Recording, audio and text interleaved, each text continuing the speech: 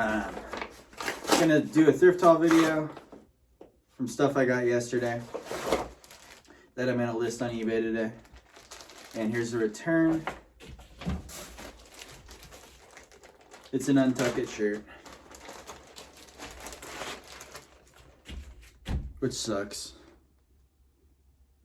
I thought that the Untuck It shirts that were the performance stretchy ones were still good, and the flannel ones are still good, but they're actually not good anymore. None of them are good anymore. And I bought one yesterday and then looked it up, and it sucked. So I'm just gonna completely stop buying Untuck It shirts altogether. Probably should have stopped a while ago. Here's something I grabbed. It's a pair of Brooks Brothers Madison pants. They're like wool dress pants. I thought they were new with tags, but I'm stupid and I didn't notice that there's a dry cleaning thing right there. And there's also a stain on the knee. Nothing I can do about that now. Looks like they go for like 35 bucks if they don't have stains on the knees.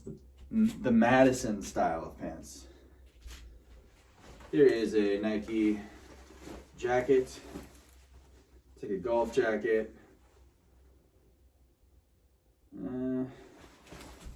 What I do for all these basic Nike things is just look up the style code, which is going to be on the back of this. It's going to be the number that's under the size. Half the time, it's a good item. Half the time, it's not. It's just kind of a fun gamble to do. Nike, worst case scenario with almost everything, it's like a $15 item. So it's pretty safe if you don't spend too much money on it. Alex Mill. I've only ever sold their shorts before, which were really good. This is just a basic t-shirt. But as far as a basic t-shirt goes, I believe it was over 100% sell-through rate. I think. And it's just like a $20 item. But Alex Mill overall is a good brand. This I showed in my last thrift haul. It's just been hanging over there because I was trying to figure out if I wanted to throw it away. Under the armpits of this Loro Piana shirt is like this fraying here. I'm like, is it still worth listing? There's fraying under one of the armpits. I don't know. There's the tag for Loro Piana. I'll probably just list it for 15 bucks or something. Troy Lee Designs is like a mountain bike cycling type brand. Their shorts do well for like 25 bucks. Same with their jerseys. I don't think the sell-through rate's like crazy good or anything on it, but it's a little bread and butter type thing. The sell-through rate on this, the Vermont Flannel Co., it's around 60%. I just had to look it up when I saw the tag. And it was called Vermont Flannel Co. So I was like, oh, it must be made in Vermont. And then it says made in USA. So usually that's something you might want to look up. If it's made in USA and you never heard of it. That's like a chamois flannel. Should be alright, probably like 30 bucks. Here's a Wellen polo. They sell this brand on Huckberry. Most of the brands they sell on Huckberry are like usually worth grabbing. Some of them kind of fall off a little bit, like this one. They make stuff out of hemp. Wellen does. It's probably like a $20 polo. It's really high quality. This one is kind of a gamble. The company is called Jones Snowboarding. But this is just a very well-made piece of clothing. So I looked it up. All their stuff for Jones Snowboarding is like super expensive. They sell it on Backcountry. Backcountry is a clothing website for like outdoor stuff. And all the stuff on there is like really expensive. And it's usually, they advertise like the cooler, newer outdoor brands. But this, I couldn't find anything like it on eBay. I think it's called,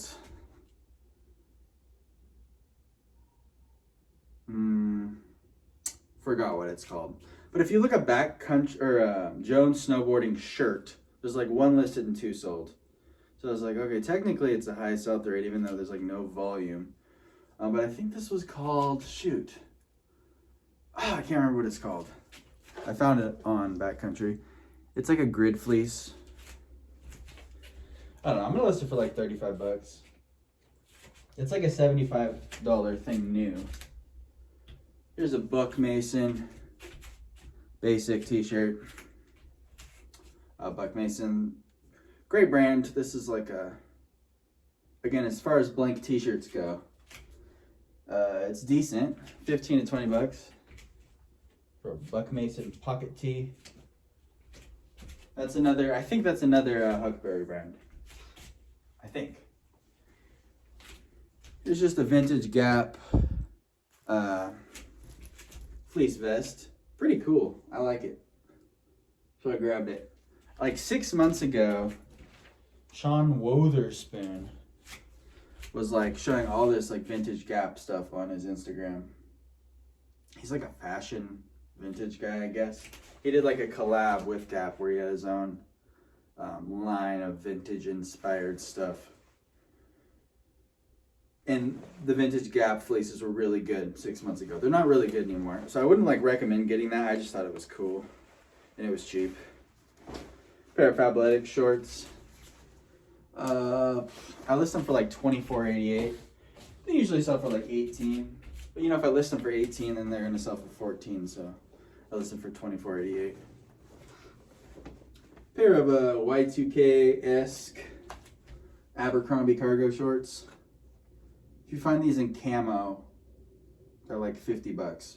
Not in camo, but it's got some cool distressing and stuff, and it's got the drawstrings. Probably like 35 bucks in the heat of summer. We've got an LL Bean. I gotta try to stop saying so much. It's just my brain working out loud. We have an LL Bean fleece-lined flannel. It's a decent item. It's gonna be like 25 bucks. Maybe like 35 bucks a couple months ago.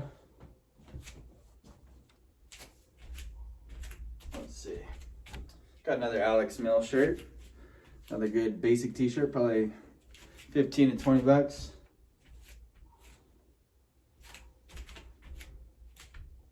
Fred, shut the fuck up. A Fred Perry merino wool sweater. If you look up Fred Perry merino wool sweater, it's over 100% sell-through rate. Fred Perry is what the Proud Boys wear.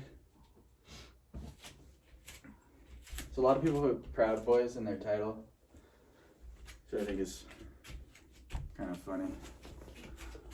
This, shut up, dude. Oh my God. I need like a vocal coach. A Tommy Bahama Coastline cord shirt. They have over 100% sell-through rate.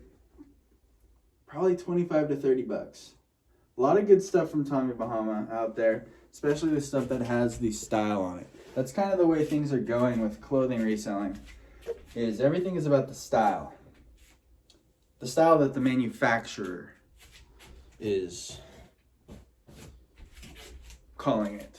So if you got the style name, you're good.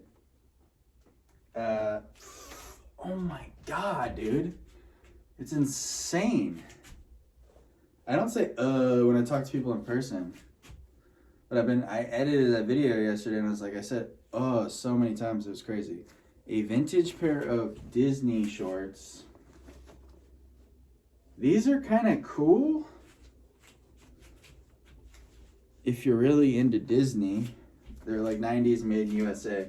But I feel like Disney, like wearing something that has Disney on it is like the equivalent of wearing something that has like AT&T on it, you know? It's just like a huge global media corporation. I don't think it's very cool.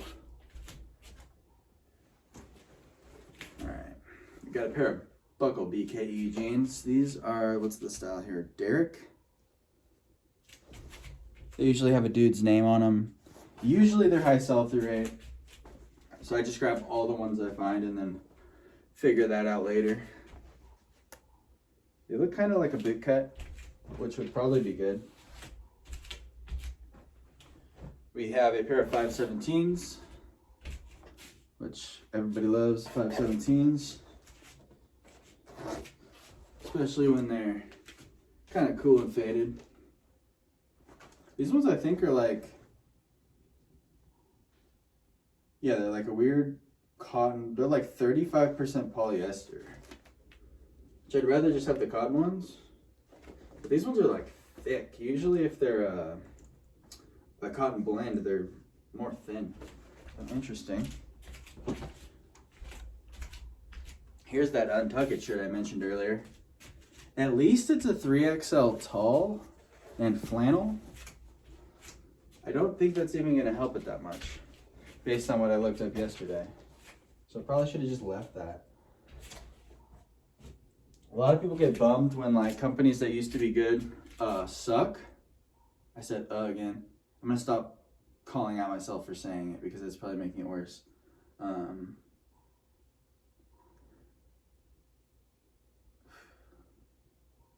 Reset. Untuck It shirts. Not good anymore. People get mad about things that aren't good anymore, but there's always new things coming in that are good. So you just got to look out for the new things and hope that all the other resellers are still buying the old bad things, and then we learn about the new things and we buy those.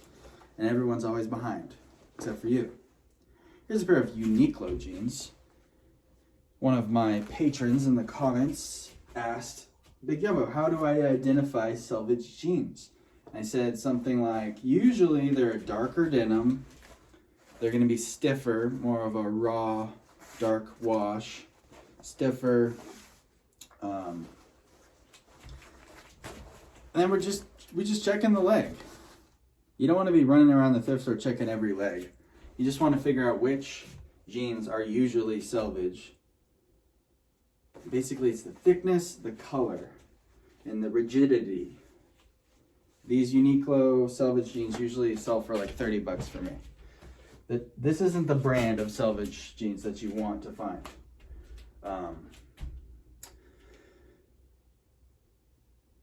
You want to find that Japanese shit, but I never see that. But even these little crappy brands copy the Japanese stuff. Like this one says, Japanese fabric by Kaihara. Is it really Japanese? It's not. Maybe their ship full of denim like drove or floated by Japan at one point, so they could technically call it Japanese. This is a pair of Faraday pants. Usually pretty good. Usually better than the Faraday shirts. I recognized it by the button, and I had missed it for actually like several weeks on the pants rack of one of these thrifts. But I was having a desperate day, so I was even checking every button in there. And they were Faraday. Then on the inside we got the Faraday tag. I don't know, probably 35, maybe 40 bucks if I'm lucky. We've got some Adriano Goldsmith jeans or pants. These are like usually they'll call these kind of pants that are in the style of jeans like a 5-pocket pant because there's 1, 2, 3, 4, 5. So that's kind of a keyword. I usually for these ones will put jeans and pants in the title, even though they're not denim. Not a great item. This is something you only see me picking up on the worst of days. It's like a $20 to $25 item. But the Everett Slim Straight has around 50, 60% sell-through across the board for all sizes. Like if you just type in Everett Slim Straight. Everett Slim Straight. Here's a pair of Lucky Brand jeans. They're made in USA ones. They're size 34. And they're bootleg. I don't believe these ones are too vintage. I think they're probably like 2005 or something. Because the ones that are vintage have a completely different tag. You have like kind of a more white, cheap looking tag back here for the style. The last pair of Lucky Brand bootcut made in USA jeans I sold for $34. Hopefully I sell those for $34. Here's a black Levi's trucker jacket. I don't see the black ones too much, so picked it up. Probably like a $30, $35 item, not that great. You know it's modern because it has the pockets here. They're called hand warmers. I think in like, it was like mid 80s is when they added these. So if you see them with no hand warmers, they're gonna be older. Like early 80s to before. For the Type 3 jackets. This is called a Type 3 jacket. The Type 1 jacket is just one pocket here with like kind of lines down here, like pleats. The Type 2 is two pockets with like pleats. Or maybe I have that backwards with the pockets. But those two jackets are worth like thousands of bucks. And you'll probably never find them. Like the actual vintage ones. They re-released the Type 1 and the Type 2 recently, but yeah. The part to take away is if it doesn't have hand warmers, it's older. So if you find like a vintage made in USA one and it doesn't have those, you can at least put 80s in the title. You can even put 70s if you're thinking maybe it's 70s. Here's a vintage made in USA CCM hockey jersey, and I knew what this team was without even having to look it up, so I was so proud of myself. It's the Chicago Blackhawks. Because a long, long time ago, I sold a Nike hat from them. Probably 35 to 50 bucks or something like that. Here's another blank t-shirt. Company is called, I originally got it confused. I thought there's another company called, I think, AYR for women's jeans. That's good. This one is WYR. And these shirts have over 100% sell-through rate. I think it was 9 listed, 14 sold. They don't sell for a lot of money though. Probably 15 bucks. But you can get these blank t-shirts pretty cheap in the thrift. Then we got a Travis Matthew polo. I do not pick up many of them unless they're all over print, huge sizes, or they have something good embroidered on them. There's literally, if you think Travis Matthew polos are good, you should come to Las Vegas and you will find 100,000 of them in the thrifts. And you can have all those. But I'll grab all these ones with the prints in size 2XL. I listed for like 28 bucks.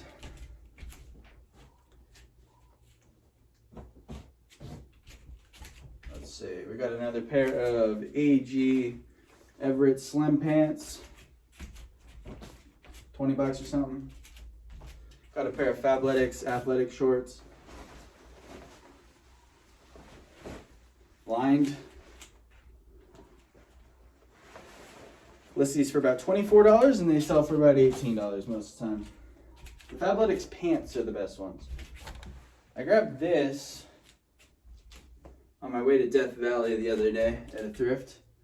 It's just a Lululemon hoodie. It's kind of like a waffle knit thermal type thing, but it has fabric snags all over it. So that's gonna definitely decrease the value on that, but I still grabbed it. It was like $5.99. This thrift store is a little cheaper than my ones here. Yeah, I also found there a Wall Maker, like one of those kind of shiny paisley vests. I list those for like 39 bucks. Wall Makers, pretty good still.